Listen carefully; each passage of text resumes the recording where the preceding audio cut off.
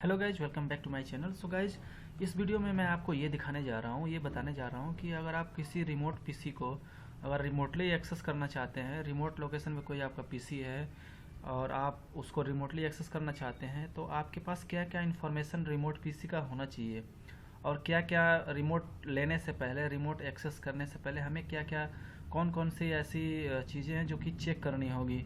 चलिए मैं आपको दिखाता हूँ कि आपको क्या क्या चेक करना होगा रिमोट लेने से पहले।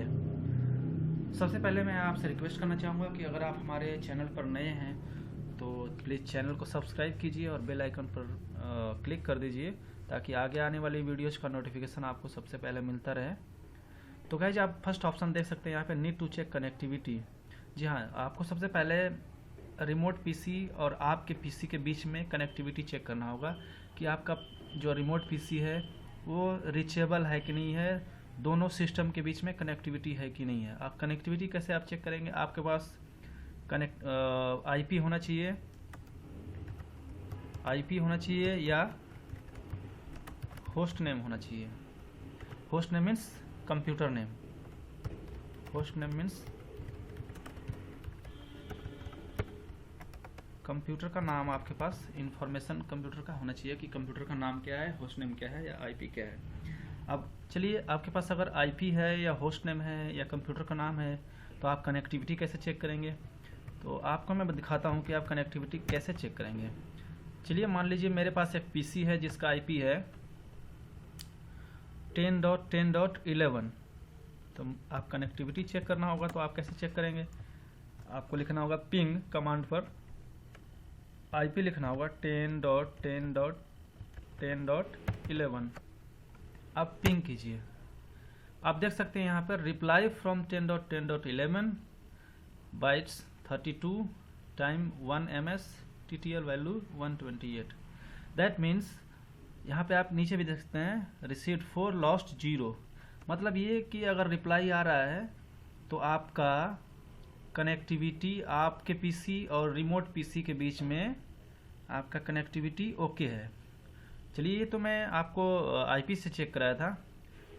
इस कंप्यूटर का होस्ट नेम है Win10। जी हाँ, विंडोज़ 10 का जो होता है वो Win10 रखा है मैंने। और ये पीसी रिमोट लोकेशन पे आपके लिए समझिए, आप रिमोट लोकेशन पे है। तो अब इसको मैं पिंग करके दिखाता हूँ आपको कि क्या ये Win10 से पिंग हो रहा है। पिंग Win10 आप देख सकते हैं।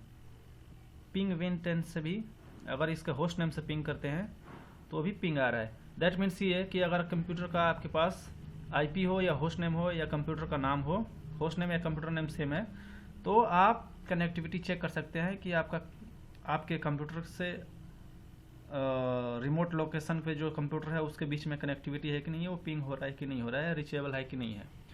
अब देखिए, remote should be allowed of remote PC. अब रिमोट सेकेंड ऑप्शन जो है, अब ये कैसे चेक करेंगे कि हमारा रिमोट पीसी पर रिमोट अलाउ है कि नहीं है? तो आपको करना क्या होगा, आप अगर विंडोज़ 10 यूज कर रहे हैं तो यहाँ पर दिस पीसी होगा, एक्सप्लोर ओपन करने के बाद, या विंडोज़ 7 होगा या कोई और होगा तो वहाँ पे माई कंप्यूटर रहता है। तो आपको दिस पीसी पे क्लिक करना है, या माई कंप्यूटर है तो माई कंप्यूटर पर क्लिक करना है और प्रॉपर्टी में जाना है।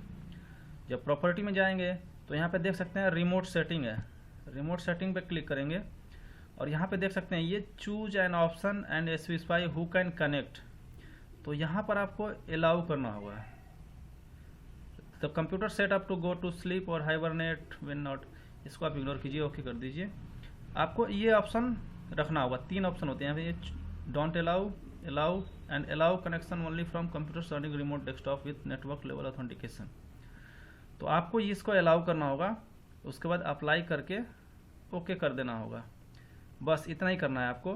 तो आपका ये दूसरा जो ऑप्शन है, सेकेंड टॉपिक जो है, वो आपका ओके हो गया। तो अगर आप रिमोट लोकेशन का पीसी रिमोट लेना चाहते हैं और रिमोट नहीं आ रहा है तो आप अपने कुलीग से, अपने फ्रेंड से, अपने दोस्त से आप ये बोलिए कि ये सेटिंग आप चेक करो इनेबल है या नहीं है। अब तीसरा ऑप्शन है शुड हैव क्रेडेंशियल डोमेन और लोकल। मतलब क्रेडेंशियल मीन्स यूजर आईडी और पासवर्ड आपके पास होना चाहिए। किसका? रिमोट पीसी का, ऑफ रिमोट पीसी और कंप्यूटर। तो चलिए, मैं सपोज कीजिए आपके पास यूज़र नेम और पासवर्ड है, आपका कोई जो ऑफिस का कुलीग है, फ्रेंड है या टीम मेंबर है, उससे आपने इन्फॉर्मेशन ये ले लिया कि यूज़र आईडी पासवर्ड बता दो, और उन्होंने आपको बता दिया। तो अब ये आपको देखना होगा कि चलिए आप कैसे रिमोट लेंगे। तो आपको रन पे जाना है, MSTSC लिखना है और इंटर करना है। आप यहाँ पे आईपी देख सकते हैं, वही आईपी है जिसको हमने दिखाया था कनेक्टिविटी चेक करके 10.10.11। हो सकता है क्या होगा ही आपके एंड पर, आप इन योर केस ये आईपी चेंज होगा। तो आपको जो कंप्यूटर का आईपी लेना है, जिस कंप्यूटर को रिमोट लेना है, उस कंप्यूटर का यहाँ पे आईपी नेम आपको डालना होगा या होस्ट नेम डालना होगा। तो चलिए मैं आईपी नेम डालता हूँ, क्योंकि हमने कनेक्टिविटी चेक कर लिया है और रिमोट भी अलाउ कर दिया है, लेकिन हमने ये लोकल पीसी पे अलाउ किया है जस्ट आपको दिखाने के लिए। बट ये जो रिमोट अलाउ सेकंड जो ऑप्शन है वो आपका रिमोट पीसी पे होना चाहिए, जिसको हम रिमोट लेने जा रहे हैं इस पीसी पे अलाउ होना चाहिए रिमोट। बस वो ऑप्शन आपको दिखाने के लिए कहता है कि ऐसे अलाउ करते हैं। तो चलिए अब मैं कनेक्ट करता हूँ। कनेक्ट करने के बाद ये देख रहे हैं आप एडमिन आ रहा है।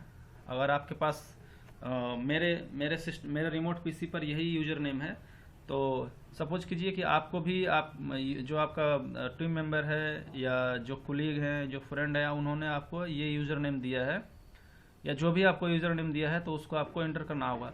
अगर ये नहीं है तो आपको मोर ऑप्शन पे क्लिक करना होगा, यूज़ डिफरेंट अकाउंट करना होगा और यहाँ पर आपको एडमिन दे देना होगा। या सपोज कीजिए मेरा यूज़र नेम एडमिन है रिमोट पीसी का, मैंने एडमिन दिया। और दूसरी बात ये, अगर आपका पीसी डोमेन में है, मतलब ऑफिस नेटवर्क ऑफिस में है और वो मशीन डोमेन में है और या वर्क ग्रुप में है, तो आपको उसी के अकॉर्डिंग यहाँ पे आईडी इंटर करना होगा। अगर डोमेन में होगा तो पहले यहाँ पे डोमेन का नाम डालना पड़ेगा। मान लीजिए डोमेन का नाम है टेस्ट डोमेन या XYZ जो भी है, तो मैंने यहाँ पे आपको टेस्ट डोमेन का नाम / यूज़र नेम डालना होगा। तो यूज़र नेम हमने जैसे मान लीजिए एडमिन डाल दिया, इसी वे में आपको यूज़र नेम यहाँ पे डालना होगा। उसके बाद पासवर्ड डालना होगा। अगर डोमेन में मशीन नहीं है तो सिंपली आपको यूज़र नेम डालना होगा केवल। यहाँ पे आप डॉट और स्लैश कर सकते हैं, डॉट स्लैश कर देंगे तो आपका ये लोकल के लिए होता है, मतलब वर्क ग्रुप में जो मशीनें हैं उनके लिए होता है, ये डोमेन पे मशीन नहीं जाएगी। तो आप यहाँ पे पासवर्ड डाल दीजिए। चलिए मैं पासवर्ड यहाँ डाल दिया, अब ओके पे क्लिक करता हूँ। अब ये पूछ रहा है do you want to connect despite this certificate, yes को आप इग्नोर कीजिए, जस्ट यस कर दीजिए। आप देख सकते हैं यहाँ पे वेलकम आ गया। The currently no available to service to the login request, आप ओके कीजिए। हो सकता है यहाँ पे देखिए आप यहाँ XYZ आ रहा है, इसको आप हटा दीजिए क्योंकि ये डोमेन में मशीन नहीं है। आप इसको जस्ट डॉट स्लैश कीजिए। आप यहाँ देख सकते हैं डॉट स्लैश जैसे ही करेंगे आप तो यहाँ पे साइन इन टू Win10 आ जाएगा, मतलब कंप्यूटर का नाम जिसको मैंने आपको दिखाया था यहाँ पर पिंग करके कि इस कंप्यूटर का नाम क्या है।